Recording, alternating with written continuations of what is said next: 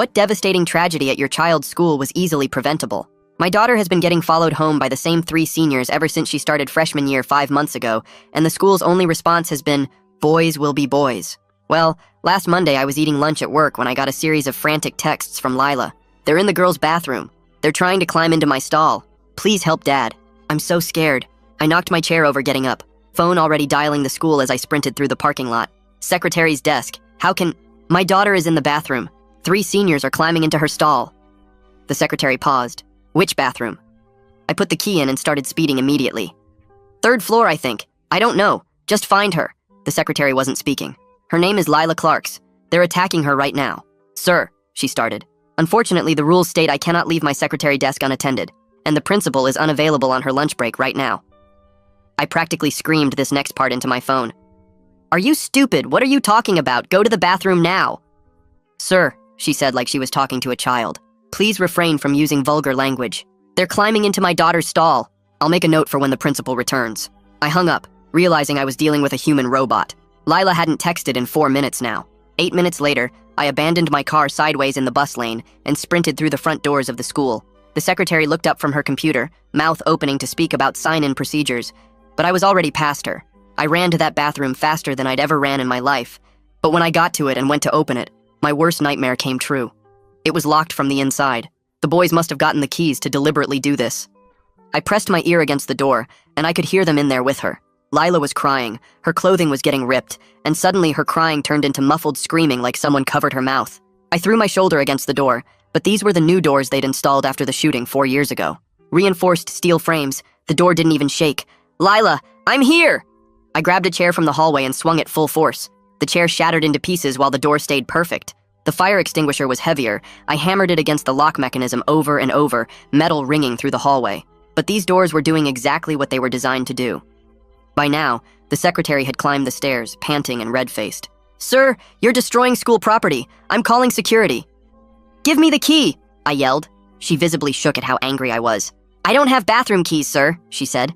Only the principal has those, and she's... By the time she finished her sentence, I was running to her office. I finally reached it, and through the window I saw her at her desk, eating a salad while scrolling through her phone. I pounded on her door hard enough to shake the wall. She looked up slowly, held up 5 fingers, mouthed 5 minutes, pointed to her food, and went back to scrolling. That's when the security guard appeared behind me, hand on his radio. Sir, you need to calm down. But I didn't. I picked up another chair. The principal saw me raise it and her eyes went wide. I swung the chair through her window. Glass exploded everywhere. She screamed, dropping her salad. I reached through, unlocked her door from inside, blood from the glass cuts dripping on her carpet. Sir, stop! The security guard grabbed my arm, but I shoved him off and went straight for her desk, yanking open drawers until I found the key ring. You're insane! The principal shrieked. I'm calling the police! I ran back to the bathroom, keys jangling, leaving bloody handprints on the walls. But when I got there, the door was already open. The boys were gone, and my dear Lila was curled on the floor, her skirt torn, her lips bruised, her hair covered in white sticky liquid, and her shirt unbuttoned and bra torn. I immediately pulled out my phone to call 911, kneeling beside Lila, taking off my jacket to wrap around her when the principal rushed in with the security guard. You assaulted me! The principal's voice was shrill. Jim, he could have killed me with that chair! I was talking to the dispatcher, one hand holding the phone, the other stroking Lila's cheek as she choked out blood and tears. The principal kept going, pacing now, gesturing wildly. You've traumatized my entire staff. She pulled out her own phone. Every student on this floor saw you acting like a maniac. That's 200 children who'll need counseling. The security guard was filming everything. This is going to be on the news, the principal continued, now talking to someone on her phone. A parent going psychotic, destroying property, creating an unsafe learning environment. Our insurance doesn't cover parental attacks. The superintendent is going to... Yes, hello? She suddenly interrupted herself. We have a violent intruder who threatened me with a weapon. She gave my physical description and described the premeditated assault. She never mentioned the 3 boys or why I did what I did. When the police arrived 4 minutes later, she pointed at me first. That's him, the one who attacked me. 2 officers moved toward me while 2 more pushed past to get to Lila. The first officer put his hand on my shoulder and started guiding me away from my daughter. I tried to explain about the 3 boys, but he just said we'd talk at the station. My hands were still dripping blood from the window glass onto the bathroom floor. The paramedics rushed in with their bags and went straight to Lila, who was still curled up on the cold tiles. They started checking her over, and one of them called for a gurney while I watched from the doorway with the officer's hand still on my shoulder. The principal was already talking loudly to another officer about how I'd gone crazy and attacked her office. She kept pointing at me and using words like violent and unstable, while Jim held up his phone to show the video he'd taken. Nobody asked about the 3 boys or why I'd been trying to get into this bathroom in the first place. The paramedics lifted Lila onto the gurney and covered her with a white sheet while she kept her eyes closed tight. I moved to follow them, but the officer blocked my path. He told me I was detained for assault and destruction of property. I watched them wheel my daughter down the hallway while I stood there helpless. The principal kept giving her statement to anyone who would listen while they put handcuffs on me right there in the hallway. Students were watching from their classroom doorways, and some had their phones out recording everything. The officers walked me past all those staring kids, and I caught one last glimpse of Lila on the gurney with a female paramedic holding her hand and talking to her softly. At least someone was being gentle with her while they treated me like a criminal. They put me in the back of the police car and drove me to the station while I kept asking about my daughter, but they just said to save it for the detective. At the station, they took me through the booking process with fingerprints and photos against the white wall. My hands were still bleeding, and they had to clean them before they could get good prints. When they finally gave me my phone call, I didn't waste it on a lawyer. I called the hospital to check on Lila, but they wouldn't tell me anything since I wasn't there in person. All they'd say was that she was examined and I'd have to come in person for any information. I found out later that a victim advocate had met Lila at the hospital for the SANE exam while I was stuck in that holding cell. This woman stayed with her through the whole process and explained each step so Lila wouldn't be scared. The evidence collection took hours with photographs and swabs and measurements, while I sat in custody not knowing what was happening. They released me that evening with a citation and a court date for the property damage charges. The desk sergeant mentioned something about the principal not pressing assault charges at this time, which made it sound like she was doing me some kind of favor. I practically ran to my car in the station parking lot and drove straight to the hospital. I found Lila in a room on the 3rd floor all cleaned up, but her eyes looked empty, and she flinched when I moved too fast toward her bed. She whispered that I shouldn't touch her, but please don't leave either. I pulled the chair close to her bed so she'd know I was there, but gave her the space she needed. We sat there for a while without talking, until Detective Paula Norris showed up with her notebook. She interviewed us separately, starting with me in the hallway while a nurse stayed with Lila. I gave her the exact times from Lila's texts and told her about the secretary refusing to leave her desk and the principal holding up 5 fingers for her lunch. The detective took notes without much expression, but I saw her jaw get tight when I mentioned that 5-finger signal. She went in to talk to Lila after that, and I could hear soft voices through the door, but not the actual words. The hospital discharge planner came by with a stack of pamphlets about trauma responses and therapy resources and what we should expect in the coming days. She talked about safety planning and follow-up appointments and gave us numbers to call if we needed help. My brain couldn't process all the information she was throwing at us about counseling and support groups and medical follow-ups. She kept talking about normal reactions to abnormal situations and how recovery isn't linear, and all these terms that just went over my head. All I could think about was getting Lila home and safe and figuring out how to deal with everything that had just happened to us. The discharge nurse wheeled Lila out to my car while I pulled it around to the emergency exit. I helped her into the passenger seat, and she immediately curled up against the window. We drove in silence for 10 minutes before she finally spoke. "Don't tell Grandma yet," she said quietly. "Or anyone. I can't handle people knowing." I nodded and kept driving. The rest of the ride was silent except for her occasional sniffling. When we got home, I carried her bag inside while she walked slowly to the door. I went through every room checking windows and testing locks. The back door got an extra chair wedged under the handle. I pulled all the curtains closed even though it was still afternoon. My phone showed 14 missed calls from the school, but I deleted the contact completely. Lila stood in her doorway looking at her bed for a long moment. Then she turned and went to the living room instead. I found her favorite blanket in the hall closet and brought it to her. She wrapped herself up on the couch and closed her eyes. Neither of us said anything about school tomorrow because we both knew she wasn't going. My phone buzzed with a news notification, and my stomach dropped. The school had released a statement about a violent incident involving a parent. They described property damage and disruption to the learning environment. Not one word about the assault. The comments were already flooding in, calling me unhinged and dangerous. People were sharing the story and adding their own opinions about parents who can't control themselves. I turned my phone face down, but it kept buzzing with more alerts. Detective Norris called an hour later while Lila was dozing on the couch. She explained the interview process would be thorough but slow. She said Lila would have an advocate present for everything. Her voice was professional, but there was something understanding in her tone. She scheduled us to come to the station in 2 days. The next morning I made breakfast, but Lila only picked at the toast. She went back to the couch with her blanket while I answered work emails. 3 days later, we drove to the police station for her formal statement. The advocate met us in the lobby and introduced herself to Lila. They went into an interview room together while I had to wait outside. I sat in that hard plastic chair for 2 hours watching the clock. Other people came and went, but I just sat there waiting. When the door finally opened, Lila looked exhausted, but the advocate said she did great. Detective Norris came out and told me Lila was very brave. We went home and Lila went straight back to the couch. The next afternoon, someone knocked on our door, and I found a process server standing there. He handed me papers and asked me to sign for them. It was a no trespass order from the school banning me from campus indefinitely. The document cited safety concerns and property damage. The irony of them caring about safety now made my hands shake. I signed for it and added the papers to my growing file. My phone was going crazy with notifications, so I finally looked. Someone had posted a video of me breaking the principal's window. It was edited to start right when I picked up the chair. You couldn't see the principal holding up 5 fingers or hear anything about Lila. The comments were brutal. Parents were calling me violent and unstable. They said people like me shouldn't be allowed near schools. I deleted my Facebook and Twitter accounts rather than read more. That evening, my boss sent an email asking about concerning reports he'd received. He scheduled a meeting with HR for the next day. The email mentioned conduct unbecoming and reputation damage to the company. My stomach sank, realizing this could cost me my job. I spent the night preparing documents and timeline notes. The HR meeting was uncomfortable with lots of questions about my judgment and decision-making. They put me on administrative leave pending investigation. 2 days later, I met with attorney Dimitri Lawson about the property damage charges. His office was downtown in a tall building with leather chairs. He listened to my story and took notes on a yellow pad. He said we could argue extreme circumstances, but warned me the principal had political connections. He started talking about plea deals and reduced charges. I wasn't ready to hear about accepting guilt for trying to save my daughter, but he said fighting it could make things worse for Lila's case. We scheduled another meeting for next week to review options. Meanwhile, Lila had her first appointment with therapist Samara Green. I drove her there and waited in the car while she went inside. The session was mostly paperwork and safety assessment according to what Lila told me after, but Samara taught her some breathing exercises for panic attacks. She showed Lila how to ground herself when the fear got too strong. It was the first time I'd seen Lila look slightly less scared since everything happened. She had another appointment scheduled for 3 days later. The therapy office was quiet and had soft lighting that seemed to help. Lila said Samara was nice and didn't push her to talk about things she wasn't ready for.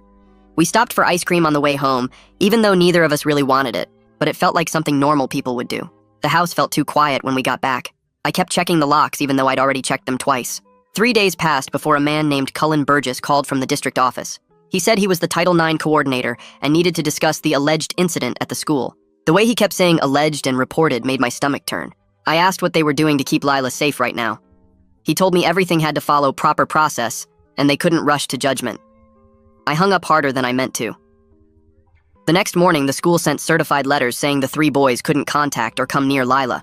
But that same afternoon, Lila's phone buzzed with an Instagram message from a fake account. "You ruined everything," was all it said. But we both knew who sent it. I took screenshots of everything, including the account details and timestamp. Lila's hands shook for the rest of the day, even after I forwarded everything to Detective Norris. She called back 2 hours later with the first good news we'd gotten. The school had security cameras in the hallway near that bathroom, and she'd gotten the footage. You could see all 3 boys going into the bathroom area right when Lila's text to me started. The timestamp showed this was happening while the principal was still at her desk eating lunch. This proved she could have helped, but chose not to. Detective Norris also got all the phone records from that day. Every single text Lila sent me was there with exact times. My call to the school at 12:47 was logged. The secretary's call to security about property damage came at 1:03, but she never mentioned anything about a student being attacked. Each piece of evidence made our timeline stronger. The detective said this pattern of documentation would help our case. Then the SANE nurse's report came in, and I had to run to the bathroom to throw up. The clinical words describing what happened to my daughter were worse than any nightmare. But Detective Norris said this medical evidence moved everything forward in a big way. I tried signing up to speak at the next school board meeting, but the woman on the phone said I couldn't talk about specific student matters in public comment. I started writing remarks about general safety protocols instead. I had to stay calm and strategic, even though I wanted to scream about what they'd done. A reporter from the local paper emailed, asking if we wanted to tell our side after seeing the viral video. I wrote back saying no, but gave them Detective Norris's contact information. Maybe media pressure would make the district actually do something. Detective Norris called again with more news. The custodian who cleaned that bathroom area had come to her quietly. He'd seen those 3 boys hanging around that morning and noticed they had keys they shouldn't have. He was scared to say anything publicly, but agreed to give a sworn statement about what he saw. Then Dimitri called with bad news. The principal had filed for a restraining order against me, saying she feared for her safety. He said this was just a tactic to make me look dangerous before Lila's case went anywhere. We'd have to go to court next week to fight it. After 2 weeks, Lila wanted to try going back to the school for just 1 class. The counselor said this was a good step. I drove her there and walked her to the building. She made it to the hallway outside her math class. Then she smelled something and froze completely. It was the same cologne one of the boys always wore. She couldn't breathe and started crying. I got her out of there as fast as I could. She sobbed the whole drive home, saying she was sorry for being weak. The counselor called later and said setbacks were normal, but it felt like we were moving backward. That night, I sat at the kitchen table going through all the evidence we'd collected so far. phone records and timestamps and medical reports and witness statements. Each piece told part of the story of what really happened that day. The school kept saying they were investigating, but nothing seemed to change. Those boys were still walking around free while my daughter couldn't even walk down a hallway. The district sent another letter about their ongoing review of policies, but it was all empty words. They wanted this to go away quietly, but I wasn't going to let that happen. Every day brought some new piece of bureaucracy or legal paperwork, court dates for the restraining order and meetings with lawyers and forms to fill out, all while Lila stayed home trying to heal from what they did to her. The system that was supposed to protect her had failed completely, and now we had to fight it just to get basic justice. 3 days later, Dimitri called me at work and said the DA wanted to meet about my property damage charges. I drove to his office and he explained they were offering a plea deal for misdemeanor property damage with probation and paying for the principal's window. He thought I should take it because fighting the charges could complicate Lila's case and make me look unstable in court.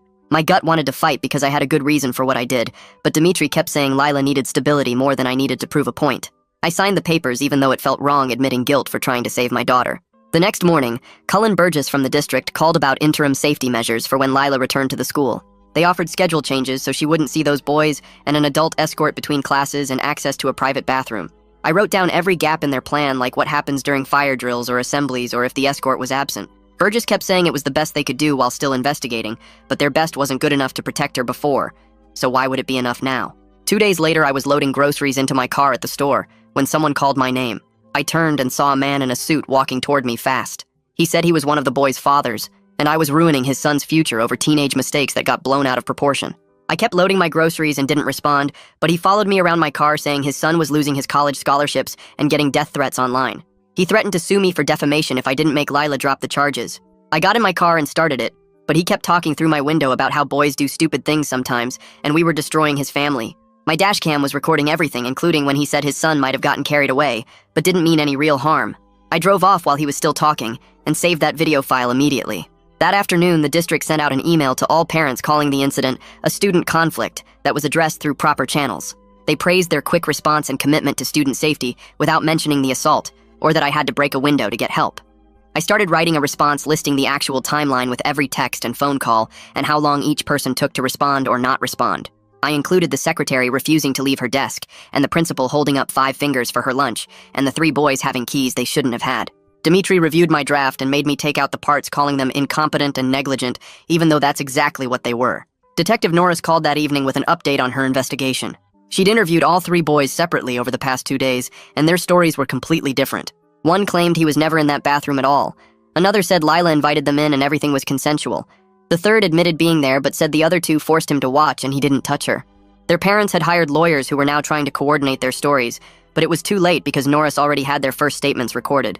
She said the contradictions actually helped our case because innocent people don't need to coordinate lies.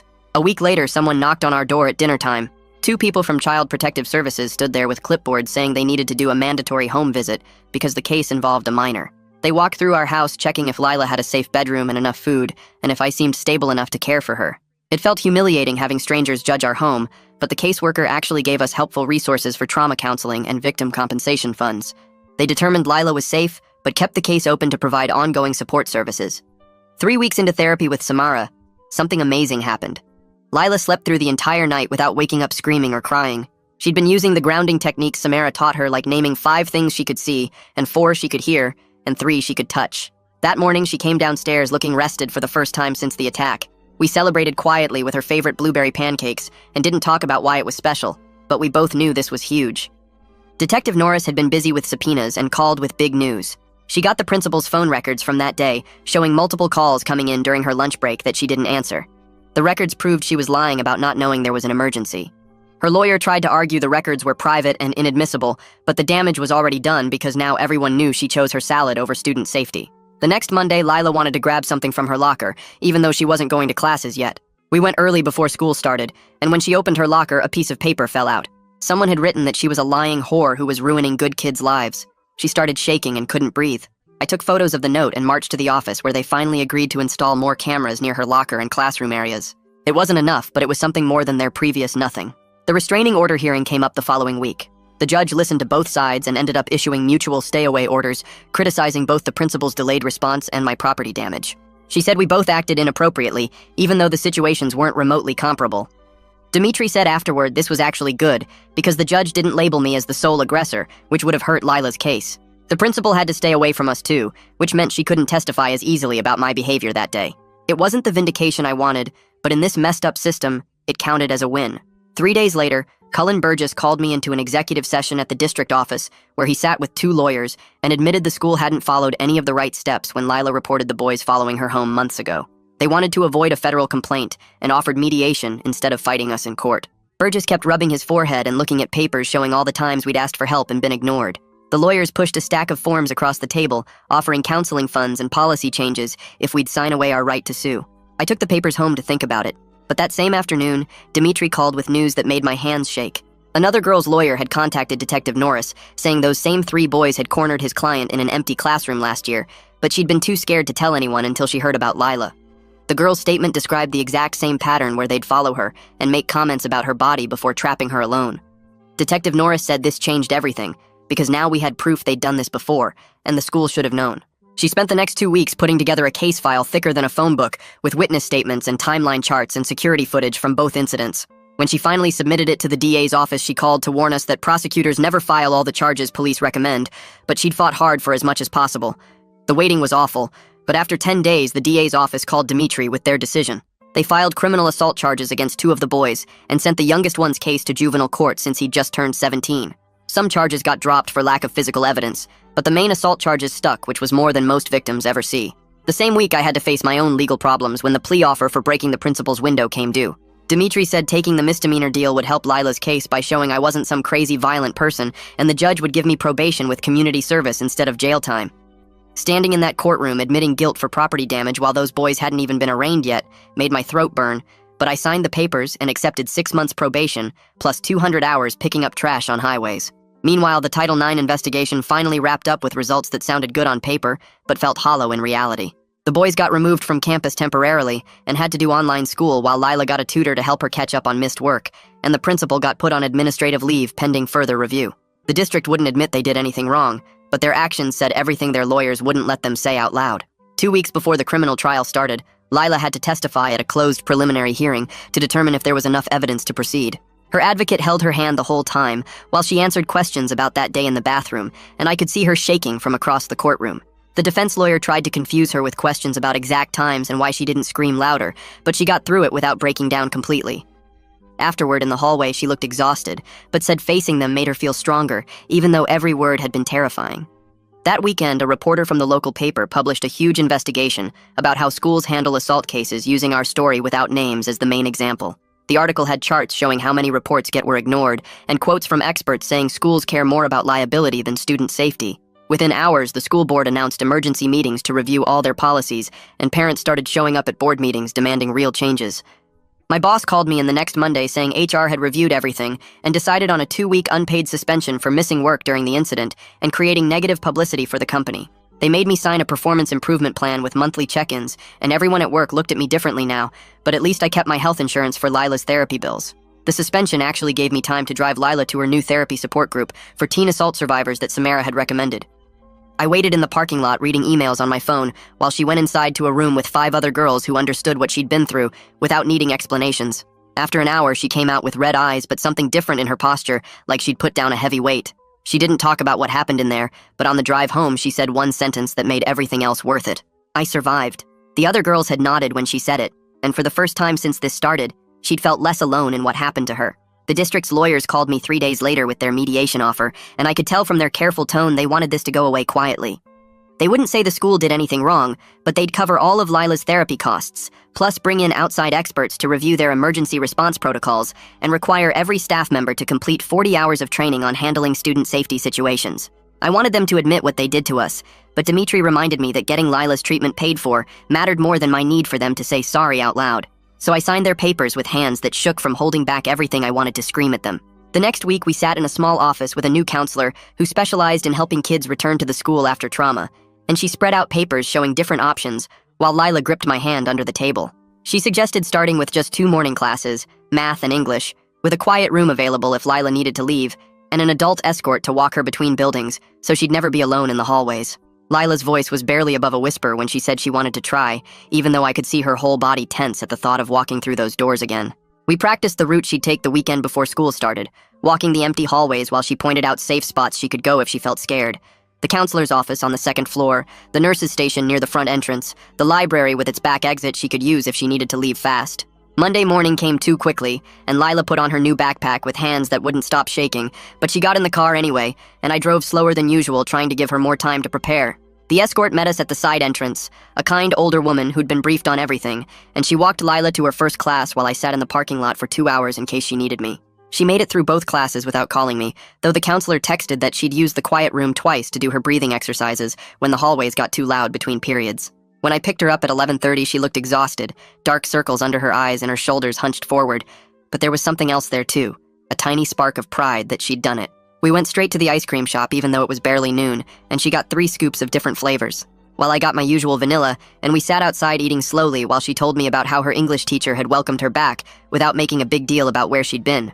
3 weeks into this new routine, I got an email from the district announcing personnel changes, and buried in the middle was one line about the principal being reassigned to a curriculum development position at the district office starting immediately. The teachers' union had protected her from being fired completely, but at least she wouldn't be around kids anymore, stuck in some windowless office reviewing textbooks instead of ignoring students in crisis. Dmitri called that same afternoon with news about the boys' cases moving forward and said the youngest one's lawyer wanted to meet about a possible plea deal that would include court-ordered treatment and permanent restraining orders that would follow him even after he turned 18. The other 2 were still fighting the charges, their expensive lawyers filing motion after motion, trying to get evidence thrown out. But the one taking the deal would have to allocate what happened as part of his plea, which would make the other cases stronger. Lila listened when I told her about it after dinner, and nodded slowly before saying she felt a little safer, knowing at least one of them admitted what they did, even if it was just to get a lighter sentence. Saturday morning we went to the garden center, and Lila picked out a small oak tree, running her fingers over its thin trunk, while I loaded bags of soil and mulch into the cart. We dug the hole together in the backyard's corner where it would get morning sun, neither of us talking about what it meant or represented, just focusing on making sure the hole was deep enough and the roots had room to spread. Every morning after that, Lila would go outside before school to water it, standing there with the hose for exactly 5 minutes like it was the most important task in the world. And I'd watch from the kitchen window as she tended to this one small thing she could control. 3 months crawled by with therapy twice a week, and school 3 mornings a week, and court dates that kept getting postponed. And then one Tuesday evening while we were making spaghetti together, I made a stupid joke about the pasta looking like worms, and Lila actually laughed, not just a polite smile but a real laugh that came from her stomach. It only lasted a second before she caught herself and went quiet again, but for that one moment she sounded like herself, like the girl who used to sing in the shower and leave her shoes everywhere and argue with me about curfew. Now I'm sitting at our kitchen table typing this while Lila does her geometry homework across from me, occasionally asking for help with a problem, even though I know she can solve them herself. She's back at the school part-time with support systems in place, sleeping through most nights without nightmares, and the boys' cases inch through the legal system, but we don't check for updates every day anymore. We're not over what happened because you don't just get over something like that, but we're living with it, taking things one day at a time, and right now that's enough. Thanks for hanging out with me today. Seriously. Life's always throwing lessons at us if we actually stop and pay attention. Until we cross paths again, my friend. If you made it to the end, drop a comment. I love reading all your comments.